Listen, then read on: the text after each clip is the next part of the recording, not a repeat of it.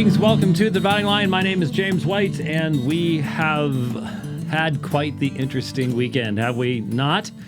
We indeed have. I'm not really referring to myself that much. Did have an interesting night last night at church.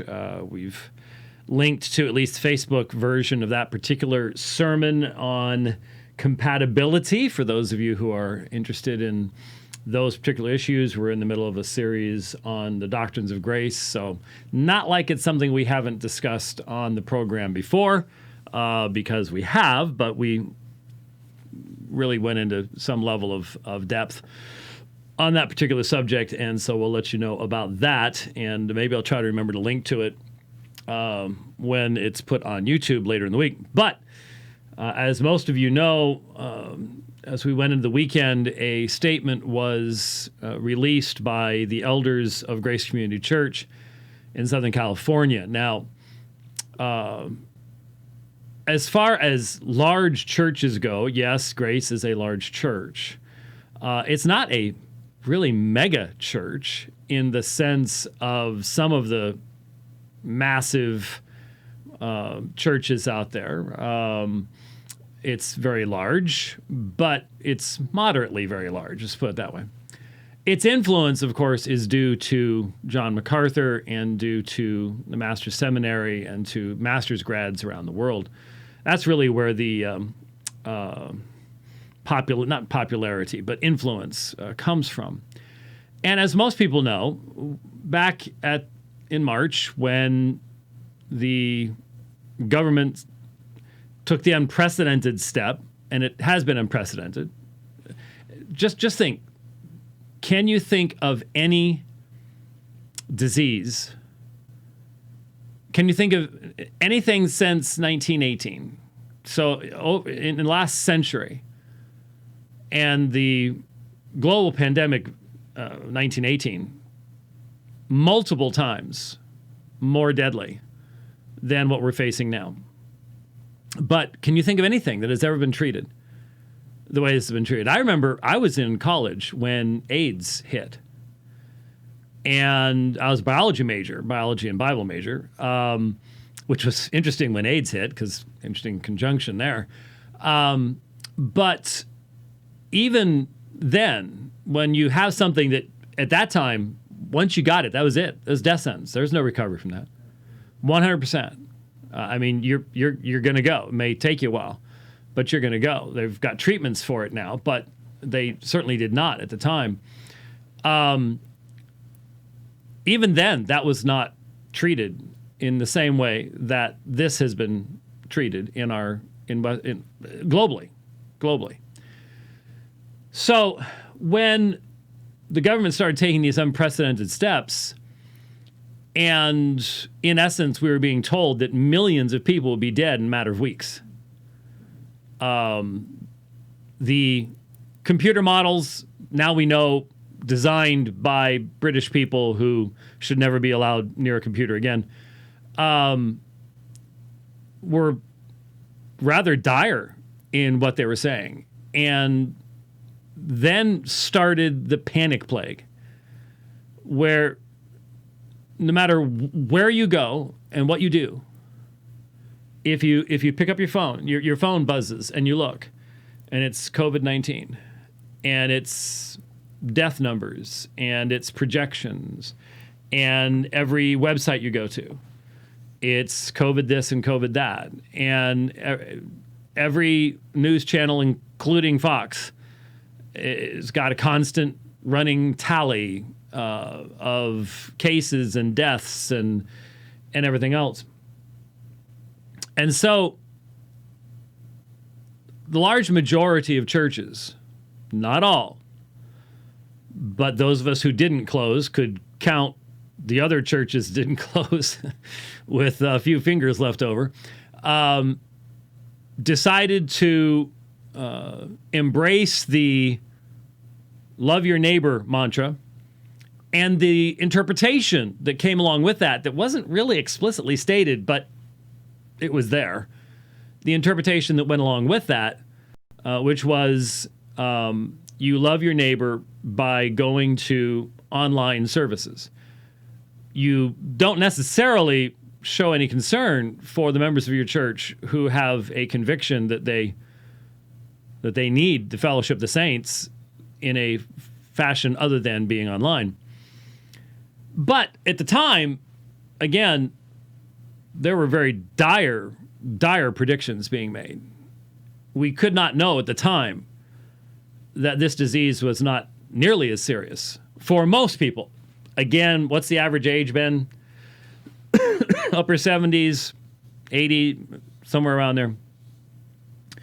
It does function very much as pneumonia has functioned throughout the history of mankind, as the mechanism of bringing elderly people to the point of eternity. It does do that. There's no question about that. But it was especially strange because it basically has no impact upon children at all, which is, when you think, there has never been a time in American history where American education has ground to a complete halt for something that has absolutely no impact on children at all. It just doesn't affect them. So anyway, many churches went online, as did Grace Community. And were there some of us who went, oh, okay, yeah, sure, but most of us weren't in California. As I referred to California yesterday in my sermon, the Soviet Socialist Republic of California. It really shouldn't be Soviet. It should be Chinese Communist Republic of California. They're much more relevant today than the Russians. Yeah, and you can get a bunch of Ks that way if you want, or Cs, Ks, whatever. Well, I like the Russian, the California, comrade, yeah, whatever. We're not over there, and so my church, we didn't close down, but we live in a state where we read the governor's stuff and said, nope, he realizes that that's beyond his pale at this point, and the numbers substantiate that. Anyway, it has become plainly obvious to many of us and to the elders at Grace Community as well, as Dr. MacArthur explained yesterday, that this situation is being utilized in a completely inappropriate fashion by political forces. It has been politicized. That is, I don't think I think it's beyond dispute, but there are many people. There's a lot of things that are beyond dispute today that will be disputed by anyone. So that's just the nature of our society right now. So as the death totals go down and down and down, and the response of government is to become crazier and crazier and crazier, it becomes very obvious this is due to the fact that this is an election year, and that those who have a very vested interest in making sure that this is the last contested election in the United States. I firmly believe that. Given that the left has plainly stated that it is their intention to pack the Supreme Court, to open the borders, to grant citizenship to anybody and everybody within the borders of the United States, even if they're here illegally. It is their intention, and by changing the methodology of voting, it is their intention to make sure this is the last time that 2016 could ever happen. And so they were willing to do anything. They're burning cities down right now. There are federal buildings under constant assault every night right now. And we've never seen the extent of this type of... Well, I'll take that back. We didn't have video camera back then. I would imagine that there were a couple times during the Civil War, there were riots in New York and places like that may have rivaled what's going on right now. But we were pretty close to coming... Well, we already had come apart at the seams, and we were pretty close to coming apart at the seams in even greater ways at that point in time. But certainly in our lifetimes, we've never seen anything like what we're seeing right now. Even the riots of the 60s the the purposefulness, organization, longevity. No. This year is going to continue to set new records for all of that kind of stuff if we survive that long. So anyway, as a result of that, the elders of Grace Community came to the conclusion that what was going on in California in prohibiting churches from meeting indoors, from singing, et cetera, were obvious corruptions. They were not just, it wasn't just Caesar coming out of his lane. It's Caesar driving a semi-truck over the church's lane. And that there was no meaningful foundation any longer that had existed in the minds of many before, including their own, that this is how you love neighbor and this is all the rest of this kind of stuff. Now it's just simply how you bow to Caesar and say, yes, Caesar, whatever you say, Caesar, yes, yes, yes, Lord Caesar. And they weren't going to do it anymore. So the sermon yesterday, which one advantage of, there are lots of disadvantages, but one advantage of being in a church that meets at 4 o'clock on Sunday afternoons is you sort of get to find out what everybody else is doing. I never really thought about that before, but so I got to listen to most of the sermon yesterday, and it was vintage Johnny Mac in the sense of, you know, when you're basically addressing the governor of your state, and one of the examples you use is when God struck Herod and he was eaten with worms and died. Yeah. Yeah, there you go. Pretty good example, actually. I don't have any problem with that, but couldn't help but chuckling. Anyway, it was incredible. It's now posted on the Grace Church website. It was available afterwards, of course, on Facebook. That's how I was watching it. It's really amazing that Facebook allowed that to happen. There were 4.3 thousand people, it said 4.3K watching. And when we've tried to watch, like one week we missed church and we tried to watch our own live stream from Apologia, and we had 300 or 400 and we couldn't watch it. It was just stop, start. It was just terrible. That may have just been that one because my dad texted me after last night's sermon, so I guess he was able to watch it fairly easy. I guess it worked pretty well. Anyway, there were a lot of people watching. And it was a great sermon. It was well crafted. It was straightforward. It proclaimed the lordship of Christ over the church. And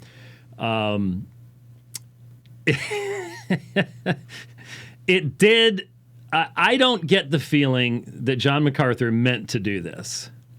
I get the feeling this was a off-the-cuff remark that just sort of popped into his mind, and he's probably today going, man, I wish I hadn't done that. But now, forevermore, the world is going to be filled with memes that say, hold my Fresca. I was one of the first people on Twitter to say, if the people who make Fresca do not have 3 cases sitting on John MacArthur's desk Monday morning, they're nuts. That was the best advertisement. I will admit, I didn't know Fresca was still even on the market.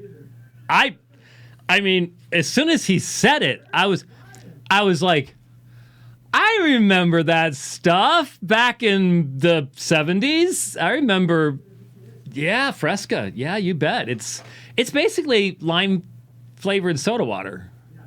Basically, I think. Huh? Sugar free. Well, there you go. I've sort of been making Fresca recently. I mean, I do the club soda with lemon flavoring in it, and that's pretty much the same thing. But he used it as an illustration that he was not able to get his Fresca in a can anymore because the aluminum cans are being used by the beer manufacturers who are just going crazy because the shutdowns, everybody who is chugging beer. So it was in passing, but now oh goodness, Fresca owes him like big time. They really, really do. So anyway, it was a great sermon despite the Fresca references, and it was fascinating to immediately see the pushback from many, many people. Some people were just. One person commented on Phil Johnson's tweet of the picture of the full crowd that these must be the snake handlers. And our Scott Clark from Westminster, I was really surprised. Really, really surprised. He was all over, where's the social distancing? Why isn't anyone wearing masks? And I'm just like, I just didn't see him as one of the masked up subservient ones, but there you go. That's the way it works. So anyway, I think, before the sermon, Jonathan Leeman from, he's part of the Capitol Hill 9 Marks Beltway Big Eva, I guess you might say. He deeply influenced by critical theory, woke theology, been involved in some of the protests, et cetera, et cetera. But one of those people like Mark Dever with, you go back to the old TGC days before everything went different directions, T4G, TGC, et cetera, et cetera. That's where the connections, still exist. And so there's still communication there, even though obviously there's been people going different directions. He had written a response to the elders of Grace Church.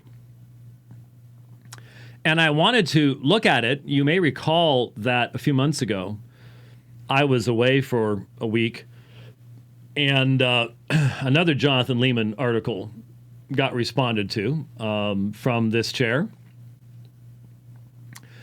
on sort of a similarly related topic as far as the meeting of the church and things like that is concerned.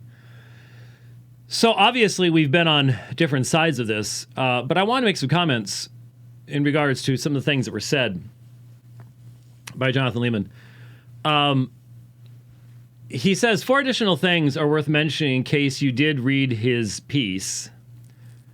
First, it's true that MacArthur's church cannot meet, but Christ's church can meet.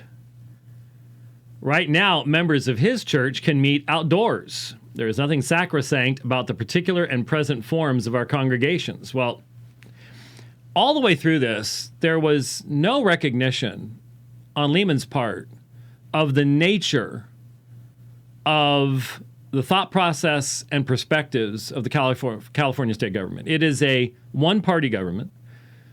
It is a corrupt government. It's a bankrupt government. It is a government that is actively dedicated to the promulgation of godlessness. This is the government that requires school children in the state of California to celebrate Harvey Milk Day. Harvey Milk was not just a homosexual, he was a pedophile, which seems to be okay with a lot of people in government these days, hoping that a certain woman who has been arrested will live long enough to spill the beans on a lot of that stuff, though the chances of that aren't all that good, as we've already discovered in other cases. But this is a government that is owned by Planned Parenthood, is as anti-Christian as you can get. The socialist communists who run Sacramento. Can we just be honest as to who they are? Can we take off the blinders and just admit, okay, the Cold War went into remission, but it didn't end, and they invaded, and now they've taken over major portions of our government. And the question is, will they bring it down? That's what they want to do. And the Sacramento government is owned by Planned Parenthood, promotes abortion, murders babies right, left, and center, promotes homosexuality, the profaning of marriage. So can we really honestly look at this? The whole Leeman article is, well, the government, Caesar may just be, very concerned about our health. No, he's not. I'm sorry, there's a level of naivete here that is extremely hard to understand, given the track record of who we're dealing with here. So the idea is, well, you could meet outdoors. I guarantee you one thing, not an option in Death Valley or Palm Springs or here in Phoenix, Arizona. We cannot meet outdoors right now. It would not be possible. We're in that time of year where, well, last night wasn't too bad. It got down to 85 is the low at sunrise. But once the sun's been up for an hour, it's going to be into the 90s, and then, 110, 112 degrees in the shade, and that's not going to work. Not possible. Well, have you seen your thermometer? Do you have a time in the morning where the thermometer actually hits the sun actually hits your thermometer? No, I put my thermometers where they're supposed to be. Well, I don't. Thank you very much. You're wonderful. I read the instructions. Yes, okay. Well, mine, about 6 o'clock in the morning, the sun coming over the horizon hits that thing head on. And it's on average 110 to 115 heat coming off the sun at 6 o'clock in the morning. So go ahead and stick people out. Yeah, not going to happen. Yeah, not going to happen unless you have a lot of EMTs handy. Yeah, so in our situation, and certainly in northern climes in the winters, you can't meet outdoors. The period of time during the year where you could meet outdoors is very limited. So that first one is like, really? What that's that about? And then, well, you can plant churches, right? Well, I suppose, but are you saying that that's what should be done rather than the fact that this church exists? Are you questioning that God has made Grace Community Church? That it's God's intention to have churches of such size as they can do certain things? Likewise, likewise, is there any biblical reason why your church or mine cannot split into several churches or take some other form? And it's like, if the elders of the church decide that's best for the future ministry of the church, but that is not the government's role. And if the elders recognize that the only reason this pressure is being placed upon the church is illegitimate, it's political, it is Caesar being Caesar, then the question has to be asked, are we already in the same situation as the persecuted church in China? Is that where we are? Is there a difference in how a free church responds to Caesar feeling his oats and a church that is under persecution? If we have the freedom to stand up and to fight for liberty and to fight for freedom, should we do that?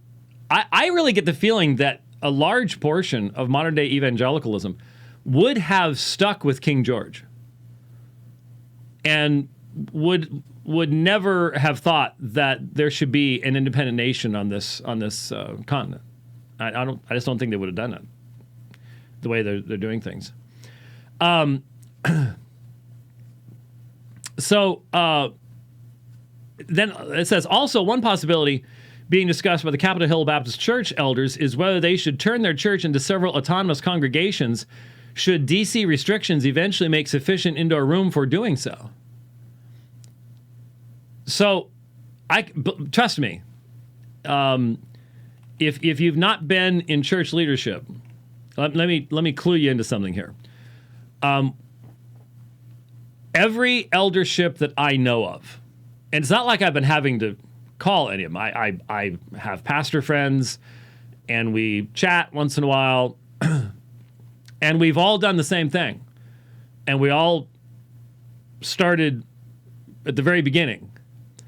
And that is, we need to have contingency plans. We need to, if the government says no more, what are we going to do? And we were committed from the start. We're still doing church. So we're going to have to find innovative ways of doing this if the doors are locked on the church building. If there are cop cars sitting outside, which I would really hope that the cops wouldn't do that. I would really hope that the cops would go, wait a minute. I happen to have read that Constitution somewhere before, and I'm not going to enforce that kind of thing. But anyway, if there were, we've all thought about this. We've all got plans to do what we have to do in these situations, but they're all the same plans that we've gotten from reading material about how China is surviving, how the underground church in China is surviving.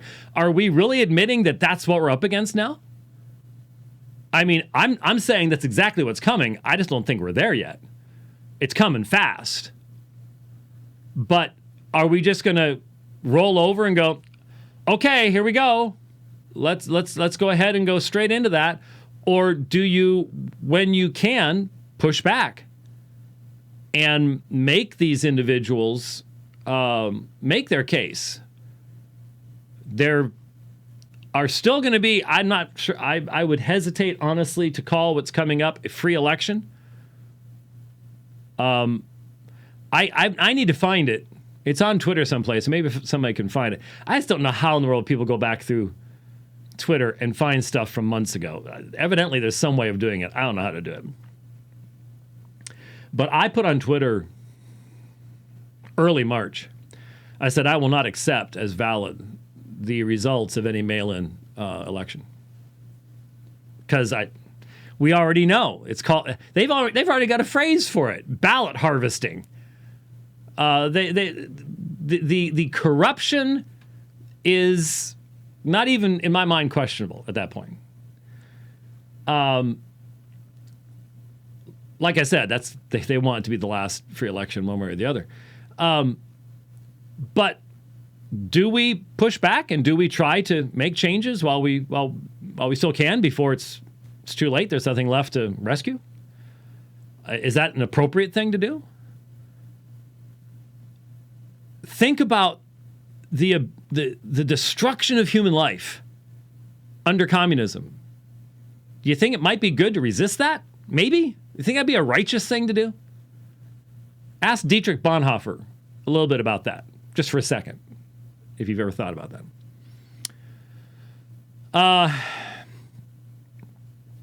Quote, I am saying that at least in this moment, a church could decide to do something besides all gathering together without selling out to Caesar.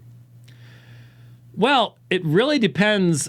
When you say in this moment, there is clearly, and he's going to say this later on, there's very clearly a different conclusion. It really seems that the more woke people are, the less concerned they are about the motivations of the leftist swing of the United States government. It's almost like they've never read a book about the Iron Curtain, about the Soviet Union, about life in China right now, about life in North Korea. The long history of failed socialist states.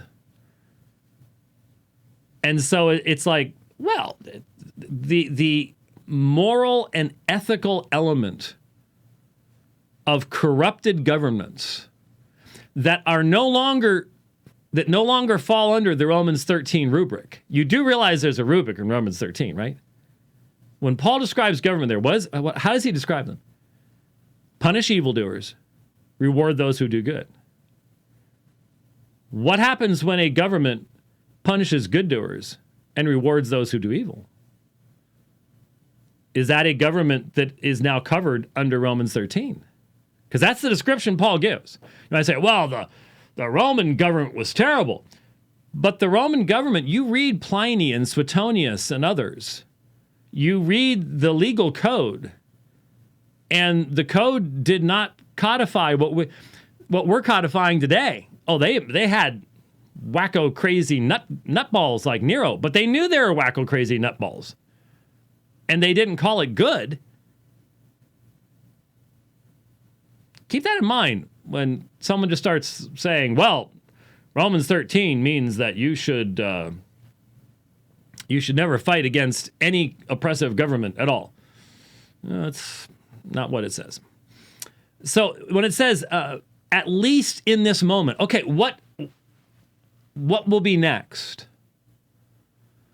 What can Caesar tell Jonathan Leeman to do next? Evidently, Caesar can tell Jonathan Leeman that you can't meet, you can't sing, you can't have the Lord's Supper, you have to wear a face diaper. And all of this we're to do out of love for neighbor. So clearly, stage 3 testing, Donald Trump at a medical facility just today. Stage 3 testing, 40,000 volunteers of a vaccine for COVID-19. There's like 4 or 5 others in production at the same time, which makes you wonder, why would you have so many different ones? But they're going for it. And if they come up with it, it'll be one of the very first that's ever been developed for a coronavirus, and certainly at this speed. And everybody's been warning it may not produce sufficient antibodies, may require multiple vaccinations. Somebody's going to be getting really rich off of this. That's all I can tell you. And their names will probably never be revealed or known other than Bill Gates. And coming soon to you, forced vaccination. Is that the next step in loving neighbor? How about contact tracing? Are we? Is this going to be loving neighbor as well? Where do you draw the line? From a government that wants your children, wants to redefine male and female, wants to redefine marriage, wants to, infanticide, euthanasia, eugenics. Wow. I mean, do we finally wake up one day and realize since we never, ever got around to drawing the line, there are no lines left to be drawn? He says, Christians have long worked to accommodate government restrictions on gatherings, both when those requirements have seemed fair and when they don't. But then the illustration he gives. Churches in coastal cities during World War II accommodated evening blackout requirements in case enemy planes hit the coast.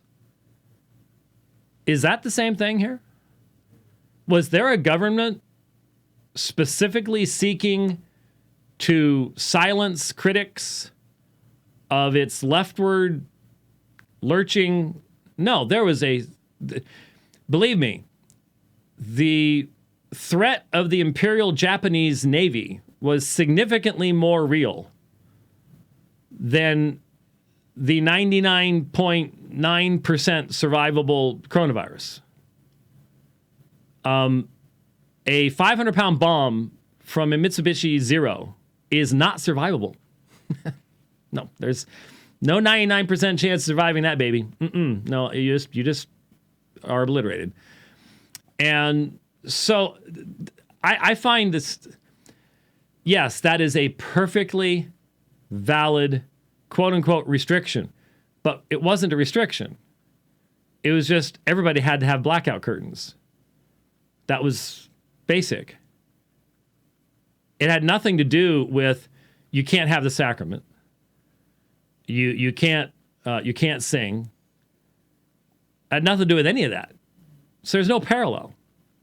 It says those churches didn't insist the government had no right to restrict our worship. I'm sorry, that's probably the worst part of the article. That's really bad argumentation. Really bad argumentation. Now, let's go to more bad argumentation. Quote, churches in China today sometimes do well to disobey the government and gather underground. But sometimes they're wise to comply with government restrictions or at least government enforcement measures, such as keeping their non-state sanctioned congregations relatively small. Now, the situation in China is extremely complicated, but let's just be honest. The Chinese government wants the Chinese people to worship the Chinese government. This is an anti-Christian, communist, murderous, destructive of human life government. It's satanic to its core. That's got to be the overriding situation here. And I was reading an article from someone from the state-sanctioned church coming to realize we can't continue doing this. We're no longer a church. Right. Right. Exactly. The Chinese Communist Party, the CCP, is literally telling those churches to replace any images with pictures of Xi Jinping and to sing songs about the revolution and how wonderful the government is. They want the government to be worshipped. So, but sometimes they're wise to comply with government restrictions. They're blowing the churches up.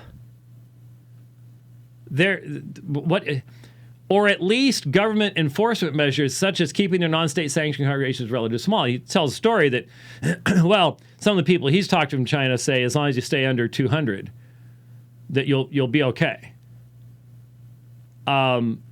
So is that where we are? It isn't even using this illustration a tacit admission that what we're facing are communists in the California state government? I mean, if there's going to be a parallel, doesn't that say something really, really, really bad about our situation here? Don't we still have... let's put it this way. If Grace Community Church was in China, what would have happened on Sunday? Ask the people of Hong Kong. Ask the people of Hong Kong.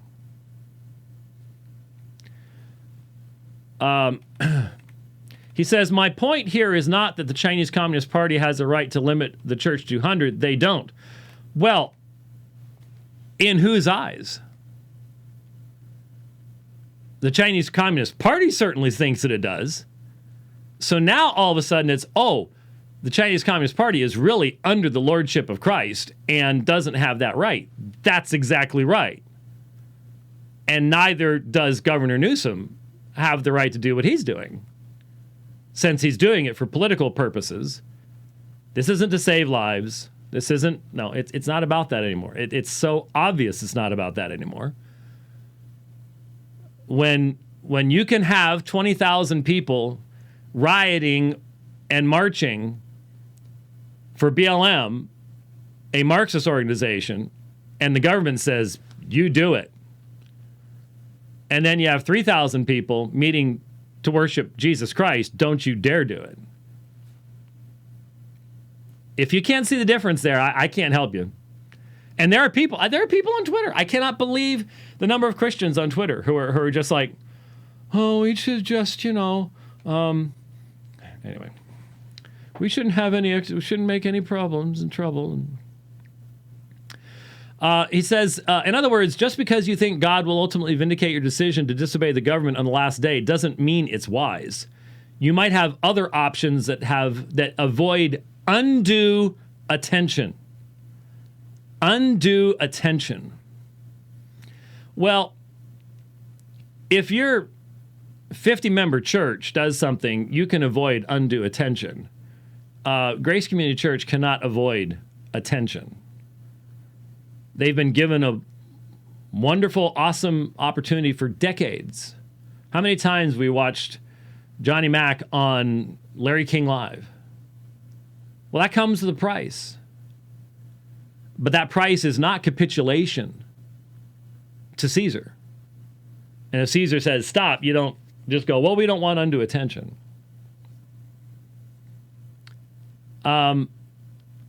He says, I personally wonder if defying government orders for the sake of a pandemic is the most judicious opportunity to exercise those muscles. The politics of LGBT tells me our churches may have more occasions to defy government requirements in years to come. Well, that's true. But I just can't believe that Jonathan Leeman can't see it's all of one thing. It's all of one movement. It's all the same. The same government that is promoting LGBTQ and demanding our celebration of it, especially in California, is the government using COVID-19 as an excuse at the very point in time when the number of deaths are way, way, way down here after the spike, all the way down here, and now they're trying to milk the very last out of it that they can possibly get. I think that's the conclusion that the elders have come to as well, and that's why they have taken the viewpoint that they have. And so, as he's going to point out, he recognizes that obviously they're taking a different view of the current danger of the pandemic. And it is interesting. Dr. MacArthur made that plain in the sermon. He went through the numbers, and it was a part of the decisions that were made. And then he talks about, as those restaurant and gym owners cast a glance over at our churches, will our refusal to abide by the same restrictions which are causing them financial distress help the witness of the gospel, especially if we could find other ways to comply, such as meeting outdoors? Well, aside from the fact that many of us can't do that, there is no parallel between a profit-making business and the demand of Jesus to worship him. Okay, so I'm really tired of this. Well, as long as we're all being treated the same, this is the whole point that seems to be being missed on the part of a lot of people, is your workout, your local gym, and our gathering to celebrate the Lord's Supper are not the same things. One was commanded by the risen Lord and one was not. Now, I don't think that the government really has any business closing, just arrested those two gym owners in New Jersey yesterday or today, last night, I think maybe. I think that's all abusive and everything else. And if there's ever any justice, that'll be taken care of then, but there probably won't be. Be it as it may, the point is Jesus didn't command us to work out at the gym, but he did command us to participate in the supper. And so there is a transcendent value that obviously in our secular society, no one seems to really be concerned too much about any longer. He does talk about the jurisdictions. Sphere sovereignty is not the term that he uses, but that's the term that a lot of people use, sphere sovereignty. And he says, those jurisdictional circles to some extent overlap whenever it's the same people who are bound by those distinct jurisdictions. After all, each of those authorities can possess a claim on a person no matter what building the person is standing in. Well, that's true. And our claim is that the ultimate authority then in all spiritual matters, which is what worship is Christ, not the socialist government. Is there really any argument about that? There shouldn't be any argument about that. But he then spends a great deal of time talking about abusive parents and issues like that, and building codes and so on and so forth.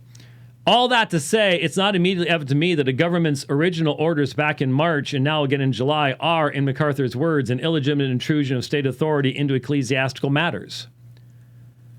One could argue they are doing their job by seeking to maintain peace, order, and the preservation of life as hundreds of people gather, potentially infect one another, and then scatter into the wider community. Well, it certainly seems that Leeman continues to buy that particular narrative. And as the evidence mounts of the abuse of that narrative, as motorcyclists dying are listed as COVID deaths, as many more people are reporting the fact that they've received positive tests when they didn't get the test,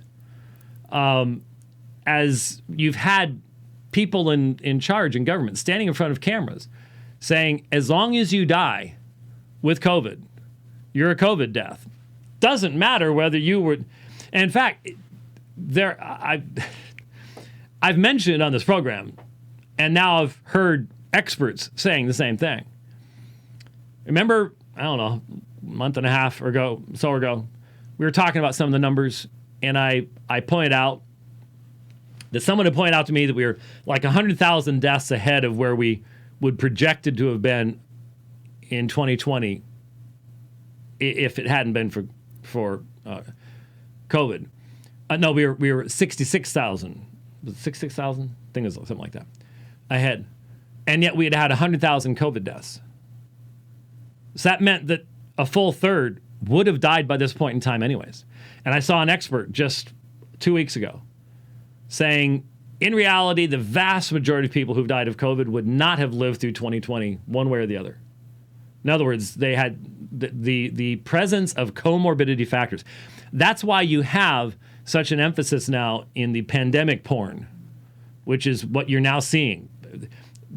If you sit back and just listen, what's being done now in the media is you're trying to come up with the worst case scenario stories to tell to continue the panic because it's working.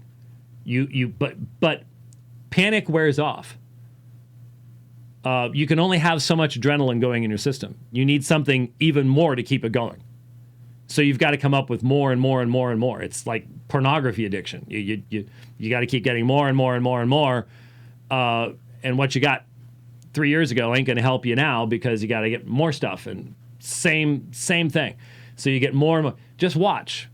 You're listening to it right now. People telling these horrific stories that they never tell about any other disease, even though you could tell them about all these other diseases. But no one. That's not useful to us right now. So we won't go into that.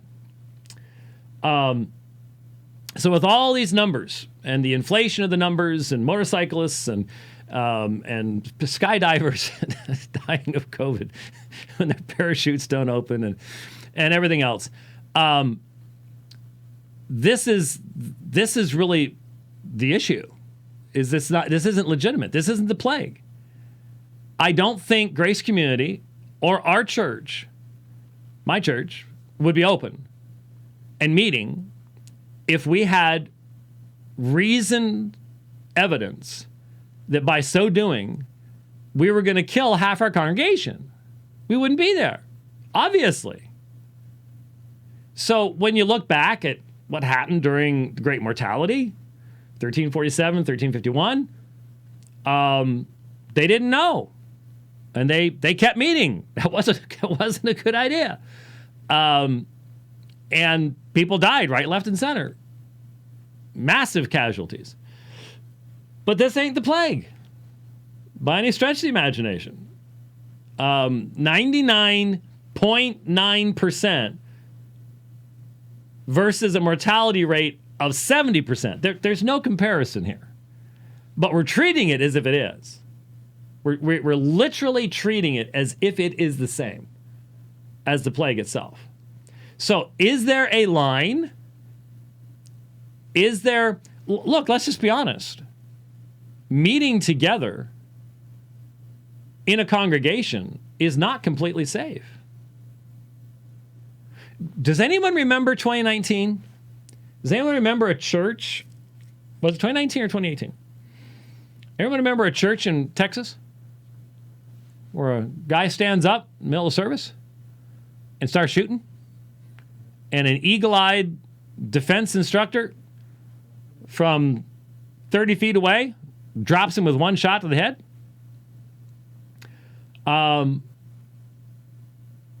Churches attract insane people, and people die. So obviously we should stop meeting, because to save one life, that's worth it, right?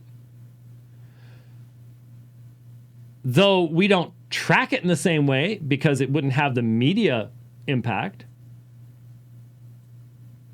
We all know, every church I know of talks to parents and says, hey, there's something going around amongst the kids right now. If your kids have got the sniffles and the coughs and stuff, please don't come this Sunday, because we all know it happens.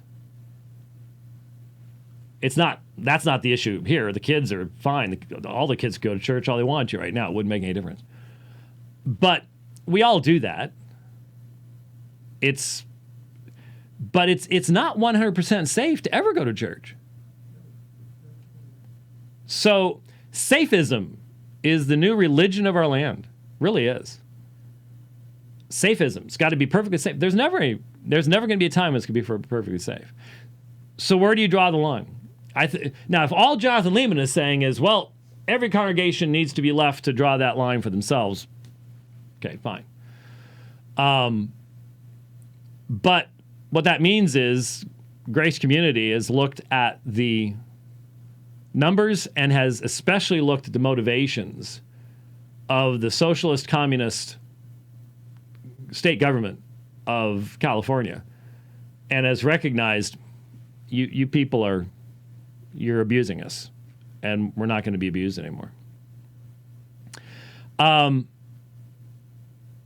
So he says, for example, still, if the state does have the authority to tell church leaders if you try to bind the consciences of church members by telling them they should attend a gathering that could physically harm them, we will intervene, then we should be patient even as that time extends for a while.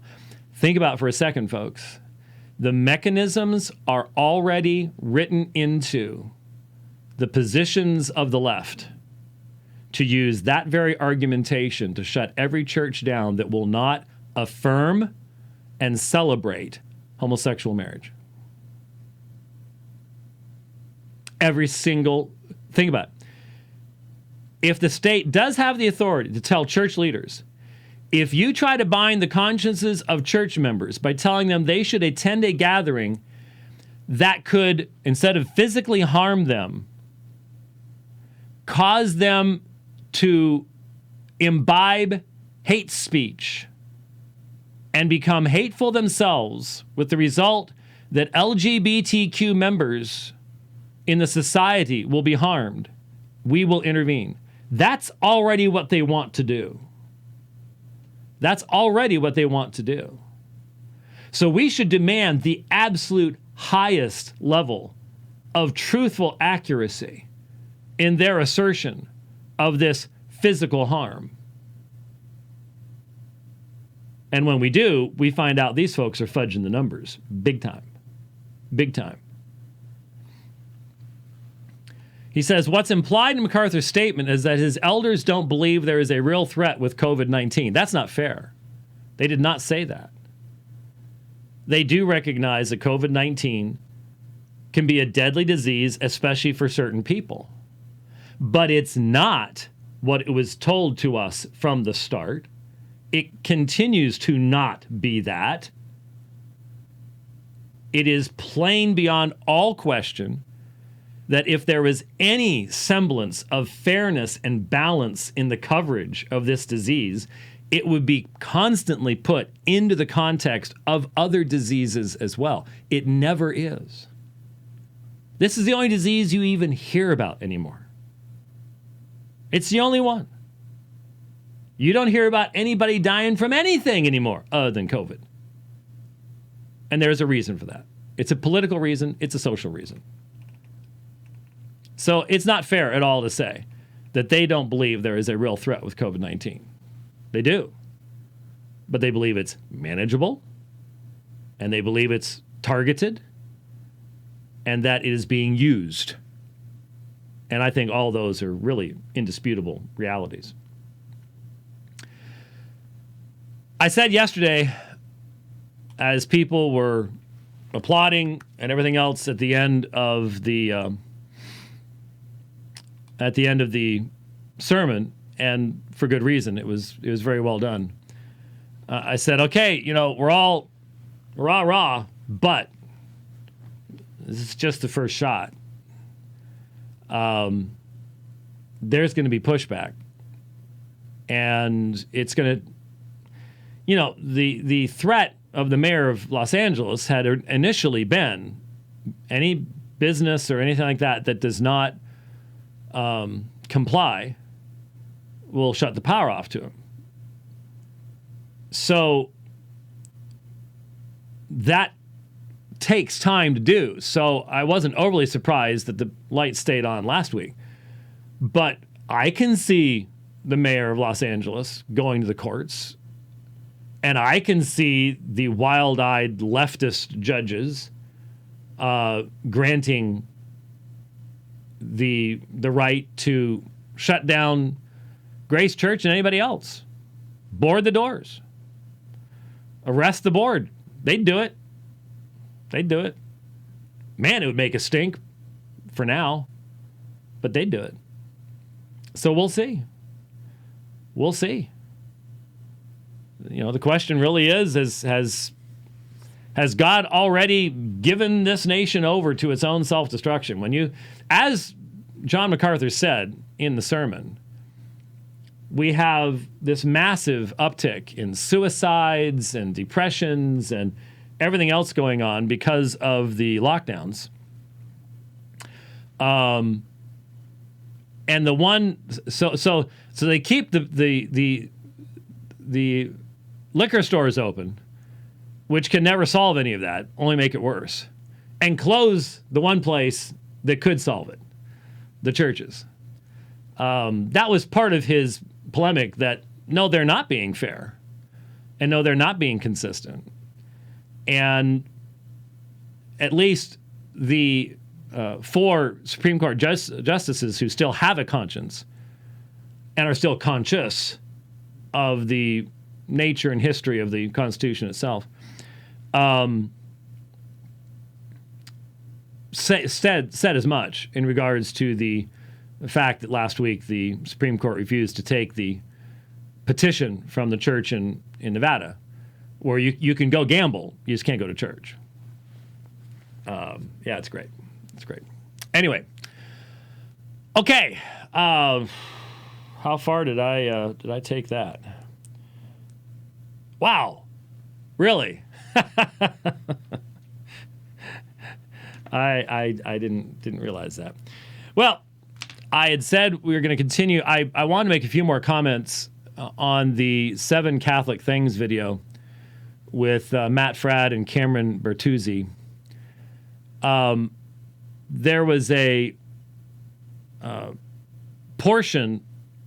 It was continuing in the purgatory question. We didn't get to this, and I felt it was really, really important. And Matt Fradd did a video, I think yesterday or the day before, with Patrick Madrid on Sola Scriptura that I'll probably take a look at as well. That remains key and central in, well, it is the key central issue in really everything when you think about it. If Scripture is by its nature completely different than anything else, then and it teaches its own sufficiency, then that means that anything called tradition or anything else you want to call it, as Jesus taught us, needs to be tested by Scripture. That's what Jesus did with allegedly divine tradition, the Korban rule, the rule that the Jews made reference to, and they claimed it came from God. They claimed it had been given to Moses and passed down through the rabbis orally. And Jesus condemned them for this and said, you should have tested by the Scriptures. And that's what we do. And we do that with Rome's dogmas. We find Rome's dogmas to be non-apostolic. And the farther down in history, interestingly enough, that you get as far as the definition of these dogmas, the more obvious it becomes that the apostles wouldn't have ever even... papal infallibility, really? Bodily assumption of Mary, really? But you're talking so far down in church history there that it's amazing. Anyway, but I wanted the purgatory issue. Remember last time I mentioned to you the fact that the debate we did on Long Island with Peter Stravinskas, that's what we closed the last program off with, was some of the Q&A between myself and Stravinskas. And by the way, I should go ahead and tell the story just real quick. It was at that debate. Remember, last program, last 7 minutes or so, we just played part of the cross-examination between myself and Peter Stravinskas. And people really enjoy that in debates. I learned fairly early on that cross-ex is where it happens. Cross-examination is where you're either going to demonstrate the consistency of your position or the wheels are going to fall off. And the wheels fell off for Peter Stravinskas at that particular point in time, just like Tim Staples when we did the debate here. The wheels will fall off of anybody doing a purgatory debate at that point, unless they start fudging on what purgatory actually is, what its actual dogmatic definition from the Council of Florence was in the context of the Council of Florence. Now, again, I doubt fully, and this is what has changed the nature of doing Roman Catholic apologetics today, I doubt fully that Pope Francis believes in purgatory. I can't imagine that he believes in the Thesaurus Maritorum and in the same context as it was defined within Roman Catholic theology. I think he's minimally an inclusivist, in all probability a universalist, and hence how you'd even understand things like Thesaurus Maritorum and Satis Patio. That changes the context of everything, at least at the Reformation. At least in the debates I've done with Roman Catholic apologists in decades past, there was a fairly sharply definable, line of demarcation. With Pope Francis, it's a different situation, very, very much so. Anyway, so I want to pick back up with the continuation of the, Cameron was saying, I'm quite open to, this sanctification thing and so on and so forth. And Matt, of course, is doing the, it could just be that rush of sanctification thing, just totally dodging the reality of what indulgences meant. I mean, the very fact that you would get 100 days indulgence. Are you really telling me that days was just like saying cents, dollars, lira, something like that? It's obvious what it meant. And it's obvious when you read the stories of saints and mystics at that time. They have visions of people bathed in flames who have been in purgatory. They see popes in purgatory who died 100 years earlier. The whole promise of the brown scapular was that Mary would descend on the Saturday after your death if you were wearing the brown scapular. And Jason Wallace sent me a video on Facebook after he heard the last program, I guess. I should have queued this up. But it was a guy selling brown scapulars, but it starts off basically him saying, "Are you tired of really uncomfortable brown scapulars that are made cheaply and break too easily? Well, look at our brown scapular, and it's made of high quality wool with special," and he's pulling on it and it's not breaking and all this stuff, the super comfortable, and it's not meant to be like a hair shirt. The brown scapular is meant to be worn outside, so it wasn't meant to be rough and cause penitential suffering and things. And it's got a special pocket for your special medals of other saints and all this stuff. And it's still going on, man. And the promise was the Saturday after they put your body in the grave, Mary comes and releases you. That doesn't make any sense if there aren't any Saturdays, okay? And if you want to sit there and go, well, you just, obviously, even if you're buried on Monday, you just rush through to Saturday. No! It's so painfully obvious that they understood.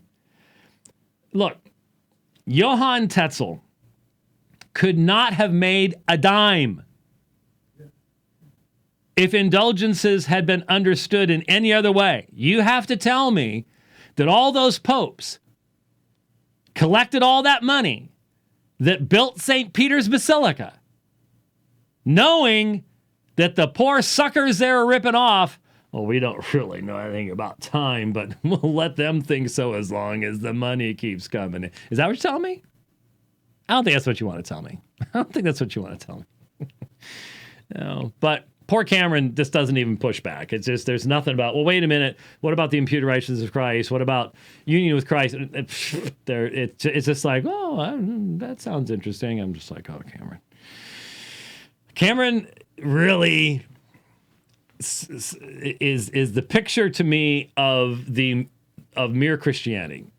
We've got our real tight basic core here, and all the rest of this stuff out here. Who knows, And when it comes to Rome, he's out there in the middle of the Tiber paddling around with Norm Geisler and all the rest of them. To be perfectly honest with you, well, Norm Geisler's not paddling around out there anymore. He knows which side of the road of the river to land on now. But it's this general classical theism. Let's not worry about what actually produced the Reformation type thing, and it comes out. So let's listen to a section here because I think this is important. Process rather than Deep. Here we go. just sort of happens right when you die. Or if you're a Christian and you die and you're immediately sanctified, Jerry just says, do you think that sanctification is a blip, or is like an instant, or do you think it's a process that happens over a period of time? And if you think that it's a process, then that's all that purgatory is. In fact, if you think it's a blip, that can be consistent with the Catholic Church's Which teaching is interesting. on purgatory. It's interesting that you mentioned that. Yeah, so I think that, if by purgatory you just mean that you're sanctified. The final rush of our sanctification. That's how. Remember, nothing has been said. Matt hasn't said a word about Satispatio. He hasn't said anything that Florence said. And again, maybe he doesn't believe what Florence said. But silly me, I still read dogmatic canons and decrees and canon law and stuff like that. And I know what purgatory meant at the time of the Reformation, what it meant to Trent, and all the way up until the modern period, especially pre-Vatican II. And Vatican II, there's nothing in the documents of Vatican II that does away with any of that. But someone might argue it's the de-emphasis from Vatican II onward that has led to a diminished understanding of what the historical ramifications of purgatory actually were. But there's been no discussion of Satispatio, the suffering of atonement, the nature of the Thesaurus Meritorum, none of the actual dogmatic aspects, which I know Matt knows. I don't think Cameron does, so he can't push him on this. And so this just becomes sort of a free ad for Roman Catholicism to a Protestant, to a non-Catholic audience. I'm not going to call him a Protestant, because he doesn't know or defend what created the Reformation.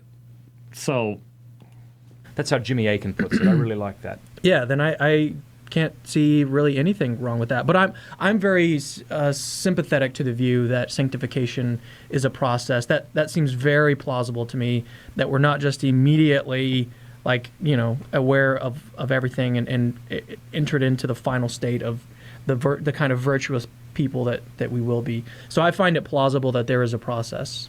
So let's remember that the distinction between positional and experiential sanctification is sort of important. And this is the fundamental issue with Rome. Since Rome conflates sanctification and justification, this is where all the problem is. Cameron's not making any distinction there. He doesn't even bring that up. He doesn't say, well, according to the book of Hebrews, we have been sanctified by the once for all offering of the body of Jesus Christ. Hapax. That's over against the repeated propitiatory sacrifice of Rome. They don't have a finished sacrifice. That's one of the other key issues as well. Doesn't come up. So there's no pushback to say, well, once we die, we have the imputed righteousness of Christ. That is our standing before God. And so the idea of the Roman Catholic idea is attachment to sin, temporal punishment of sin, satispatio. That shouldn't be Cameron's idea, so there's no reason for him to even give it a second thought. The reason that Jerry Walls is going to go that direction is he's anti-reformed. And so he also, penal substitutionary atonement is a reformed concept. It's the only system that it can be consistent in. So when people borrow it and stick it into an Arminian system, it doesn't work and will be easily abandoned. Now, somebody is sort of accusing us of not using Scripture. And I think Well, I'll accuse you of not using the dogmatic canons and decrees of the Roman Catholic Church while we're at it. sometimes that's a fair criticism. We want to be obedient to the Word of God. But I would say there are two premises that are spelled out over and over and over again within the Scriptures. Number one, that we sin, and that we sin in many ways. 1 John chapter 1:8 talks about this. Another thing that we know from sacred Scripture, coming from Revelation 21:27, is that nothing unclean shall enter heaven. And I think if you accept those two premises, and if you accept that people on their deathbeds or at the moment of their death are sinning or attached to sin, and since they won't be in heaven, unless you want to say that they will be in heaven, you might want to allow for something that happens. And this, I think, is sort of a basic kind of view of what Catholics mean when they talk about it. Now, do you see what was missing there? Man, I hope every believer is sitting in the audience going, what about Jesus? What about union with Christ? What about his righteousness? What about having been adopted as the sons of God? What about forgiveness of sins? Because see, once the Roman Catholic sacramental system gets in the way of all that gets redefined. And the only way to redefine all that is to deny sola scriptura.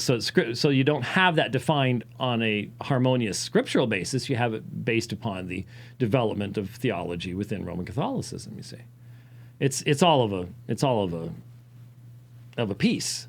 That's how you go there. And so there's nothing about the imputed righteousness of Christ. There's nothing about the grounds by which you have peace with God. Because if you are still, quote unquote, attached to sin, in the sense that he's using this, that is temporal punishments, therefore you cannot, he has said, you cannot enter into the presence of God. Because that which is unclean. So you die unclean. Oh, you're a saint of grace, but you die unclean. So you have to be cleansed. That's what purgatory is all about. You see why, if you understand justification, if you understand the imputed righteousness of Christ, which is denied by Roman Catholicism, this is what the Reformation was about.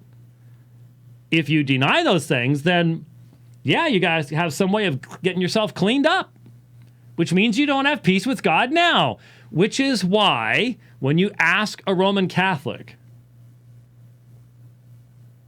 are you the blessed man of Romans chapter 4?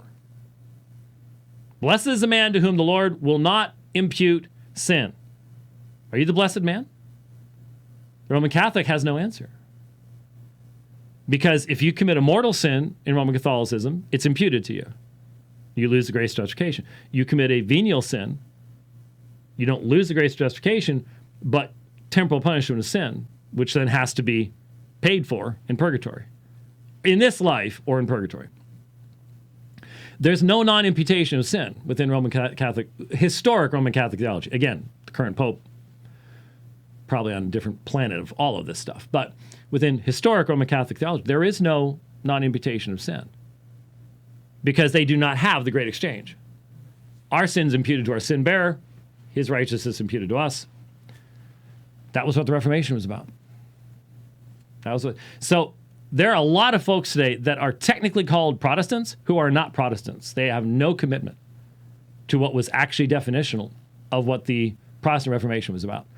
And even then, I wonder if half of 1% of people who call themselves Protestants understand where the term came from.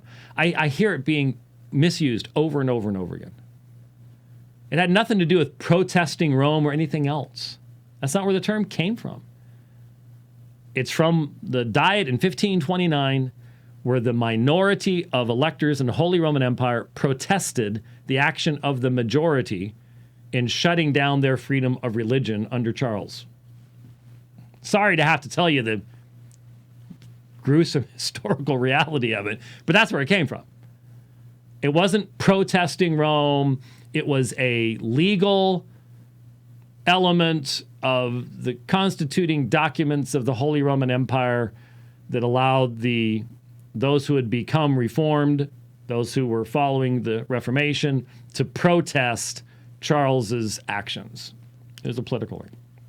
That's where it came from. Anyway, Victoria. Okay, so we'll try to go a little bit quicker with the next You four. got it, yep. But Yeah, okay. And so what were the next ones, speaking of going quicker? They did two more, celibacy in the priesthood and images and icons. And so let me just very briefly comment on that rather than playing it and going through all of that.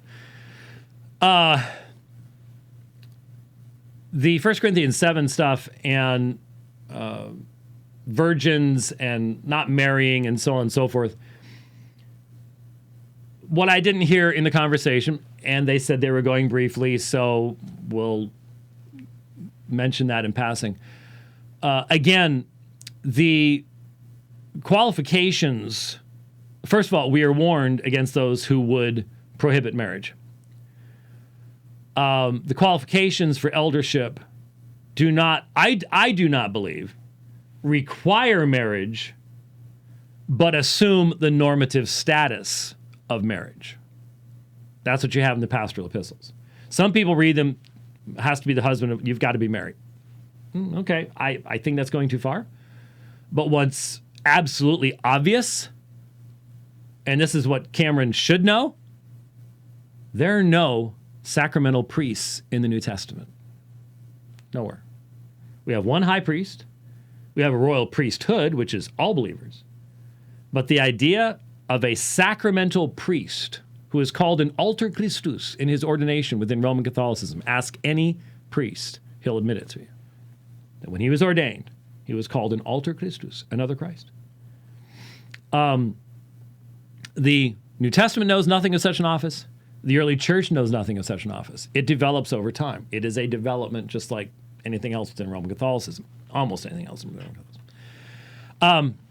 So the issue of celibacy within an office that is not apostolic is what we're talking about here.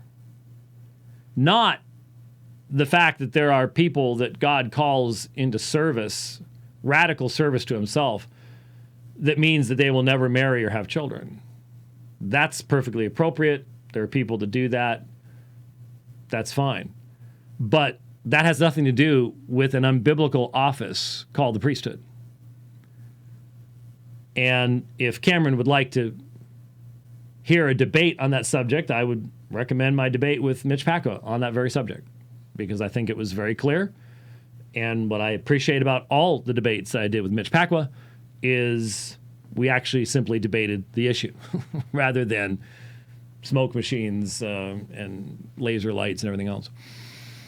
And then images and icons. And again, the big issue here,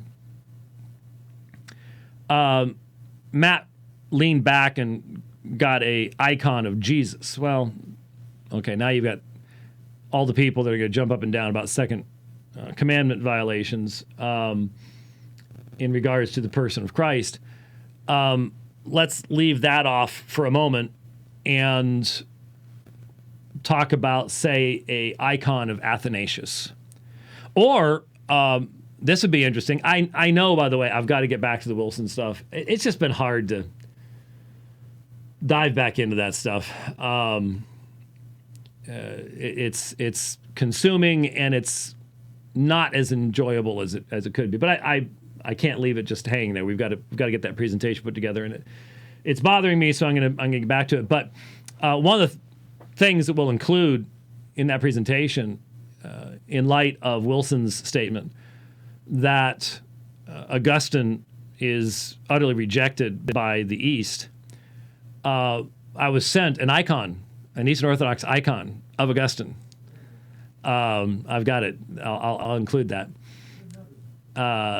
What? There's another rock on his fire. Yeah. But the real issue regarding icons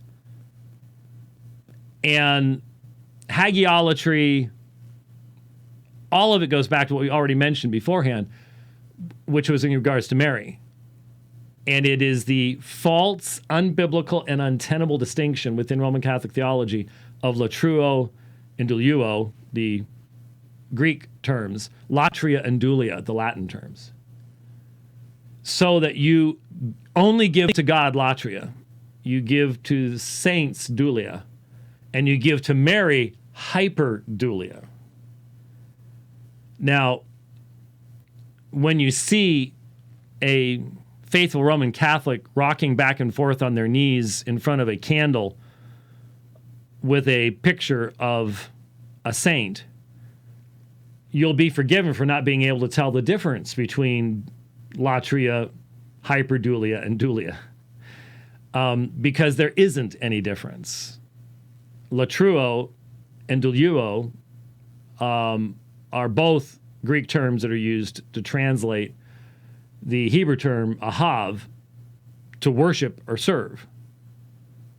They both point to aspects of a broader concept.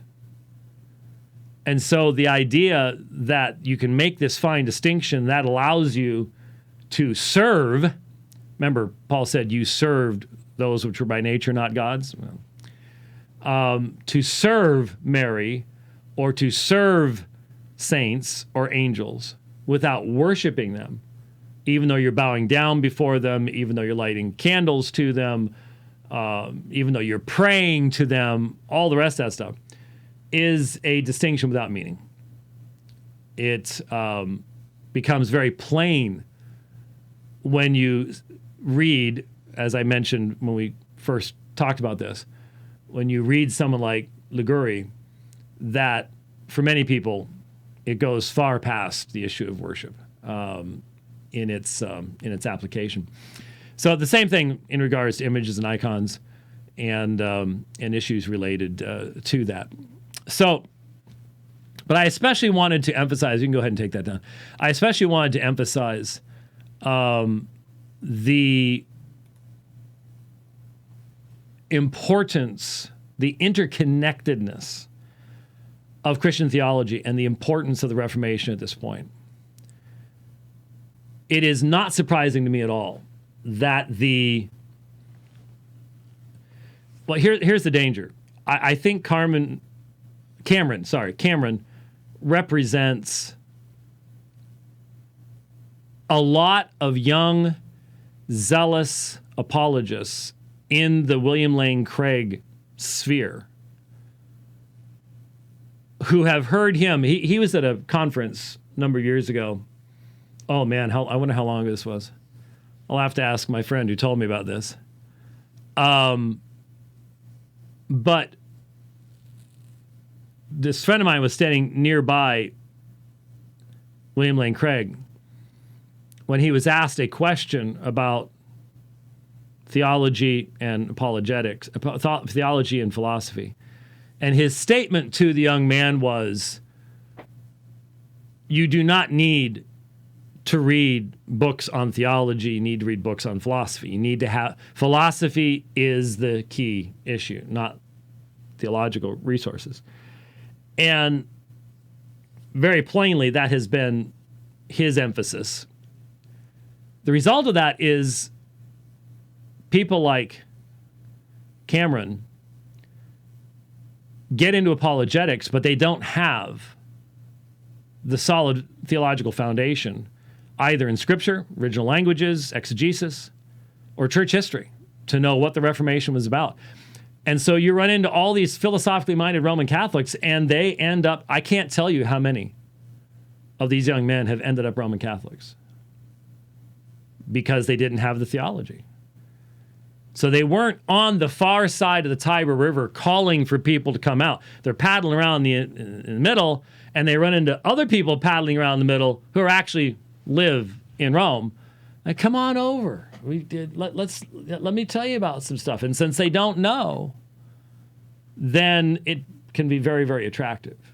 Very, very attractive indeed. And there's just a huge number over the years that I've seen that happen to. And of course, when I talk to them and I ask them, so back when you claim you were a Protestant, you claimed that your true source of peace was the imputed righteousness of Christ. Therefore, having been justified by faith, we have peace with God through our Lord Jesus Christ. So you understood that the reason that the wrath of God has no place in you is not because of anything you've done. It's not because of your sacramental cleanness. It's not because of your current state of sanctification, experiential sanctification. But you actually believed and lived in light of the reality that if Jesus' death was not sufficient for you, you would not be saved. That his righteousness is your whole plea before a holy God. But now, you go to a man who calls himself an alter Christus, who in the place of Christ, what happened there? Rich? There was flash on the screen and everything, and you're looking over there, and I'm going, what's going on? We're fine? Okay, we're fine here. Okay, all right. You did something. I'll find out later. I can see by the grin on your face that you... Oh, okay, all right, fine. Here I am doing this important thing, and see what happens? I can't not look through the window. So when the screens are flashing and stuff's going on, but tune back in for a second. So you claimed when you were Protestant that Christ was enough. But now you go to a priest who grants you sacramental forgiveness, but you still have temporal punishments on your soul that you need to then, he gives you penances, and by saying a certain number of Hail Marys or climbing stairs on your knees or this type of thing, you somehow are removing the temporal punishments of sins that the righteousness of Christ does not remove from you. And you believe that when you die, you're going to have to go to a place called purgatory, where you undergo satis patio, the suffering of atonement, to remove the temporal punishments of those sins. And if you receive indulgences while you're in purgatory, they're made up of the righteousness of Jesus, Mary, and the saints, a mixed righteousness. What caused you to all of a sudden change that? They never have an answer to that. They never have an answer for that. All they want to do is, well, I just came to realize you can't substantiate sola scriptura. So my entire claimed relationship to God turned into something completely different. I discovered there's great evidence for the papacy, or I discovered this, that, or the other thing. But you look them in the eye, and they're not going to look back. And I'm thinking of one guy who actually came to this office, sat 15 feet that direction from where I am right now. And I knew he was going to Rome. Ordained Presbyterian minister. I knew he was going to Rome.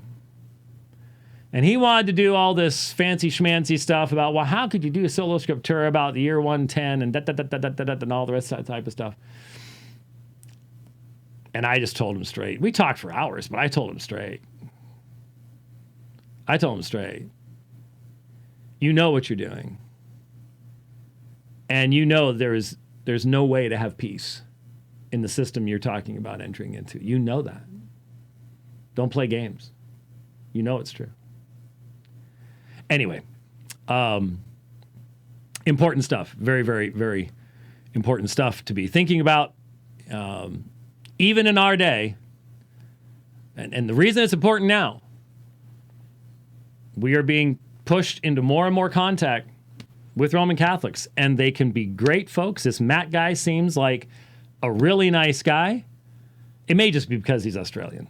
And all Australians seem friendly to us until you go to Australia.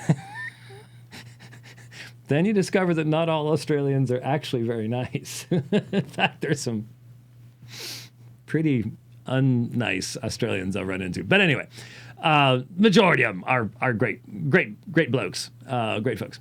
Mates, great mates. That's how you put it. Blokes are the other side of the... Anyway. Some real nice folks. And I wish we could embrace as brothers. But we have different gospels.